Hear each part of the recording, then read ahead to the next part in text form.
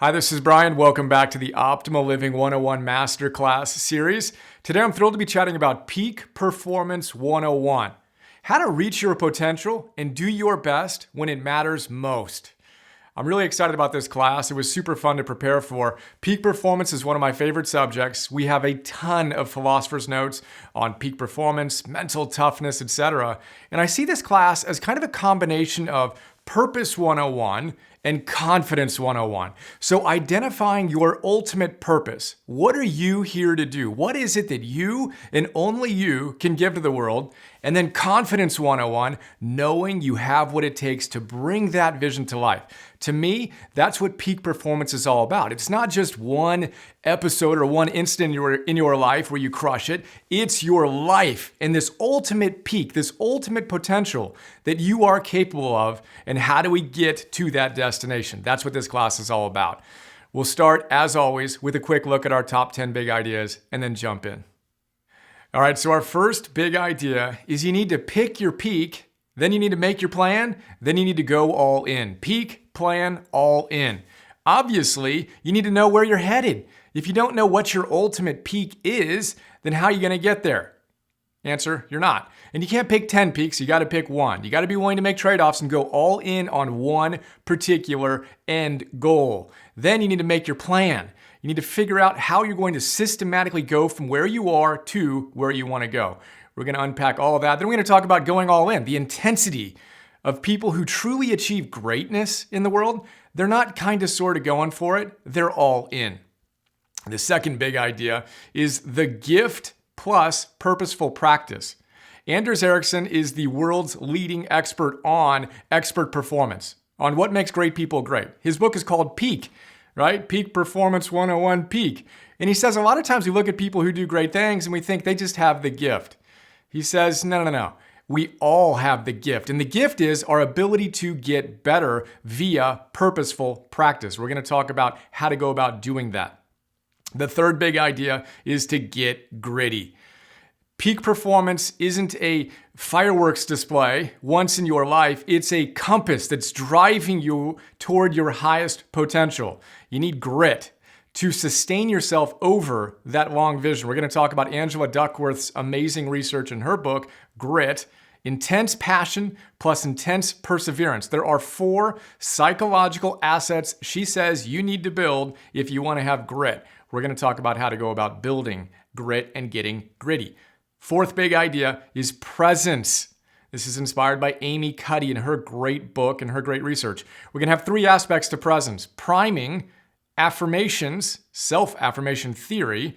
We're going to juxtapose that with normal affirmations. We're not going to talk about lying to ourselves here. We're going to talk about affirming the deepest values we have and then expanding into power poses, being what we want to see.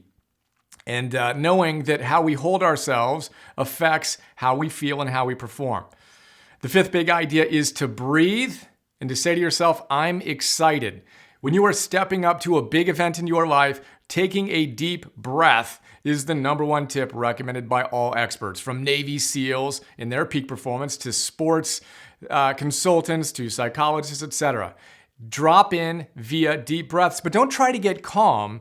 Say to yourself, I'm excited. There's a big difference between moving from anxious to excited and moving from anxious to calm. You want to move from one high arousal state to another, not try to drop into a calm state. We're going to talk about why calm down when you're feeling that burst of energy before performance. Someone telling you to calm down is literally the worst advice you can get. We're going to talk about why and how I'm excited is much, much, much better advice. Again, based on research. The 6th big idea is self-confidence plus self-image plus self-consciousness.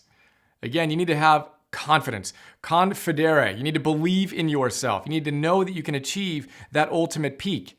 You need to boost your self-image, not by lying to yourself, but by becoming that best version of yourself, letting your identity drive your actions, which drives your feelings rather than the other way around.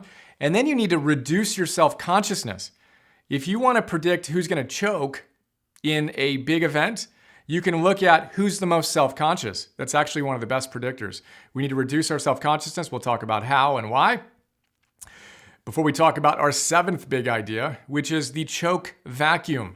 Sion Beilock is one of the world's leading researchers on the science of peak performance, and its opposite, choking. In her book, Choke, she tells us what the number one cause of choking is. We're going to talk about that and how to take a vacuum to that.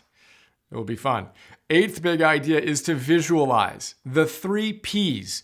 Too often people look at visualization, they think about imagining how they're going to feel after they achieve that peak. Right? Oh man, my life's gonna be so awesome. They fantasize about all that stuff. Research says that's not what you wanna visualize. Our 3 Ps are you wanna visualize your plan to get to that peak, your practice and how you're gonna get there, and then your performance. Let that outcome be a byproduct of your focus and obsession on those 3 Ps. The 9th big idea is to let it rip, reload, win, or learn. So you show up for your big event. Whatever you brought is what you've got. That's not the time to start thinking about what you need to work on. You need to let it rip. Whoever you are in that moment is the best you're gonna be for that moment, so you might as well roll with it. Then when things inevitably don't go quite the way you want, you need to reload. We've talked about this in different contexts, but when mistakes happen, you say, okay, needs work. You don't get emotional about it. You imagine the ideal and you get back to the present. And then after the event, you either win or you learn. There's no such thing as losing or failing. You're in this for the long haul, so you're just collecting data, getting a little bit better each event of your life, each day in each event of your life. The 10th big idea is systems plus fundies plus marginal gains plus arete.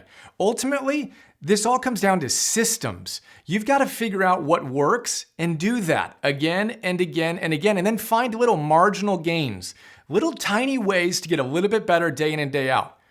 Rituals, ritus, means a proven way of doing something. The best among us have figured out what they do when they're most on, and they do that consistently. We want to do that. We'll talk about fundamentals, eat, move, sleep, train your mind, and then ultimately arete. At the end of the day, if you want to perform at your best when it matters most, you need to practice by performing at your best moment to moment to moment. You can't suddenly pull that type of performance out of thin air. You've got to cultivate it in the smallest, most mundane moments of your life.